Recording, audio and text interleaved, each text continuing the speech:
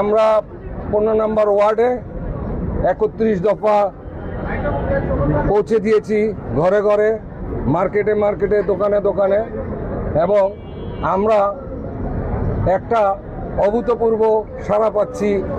জাতীয়তাবাদী দলের জাগরণ উঠেছে এবং আশা করি আমরা এই যে নির্বাচন সামনে, এই নির্বাচনে জনগণ, নারায়ণগঞ্জের বন্দর এবং নগরের জনগণ বিপুল ভোটে বিজয়ী করবে এই দলকে।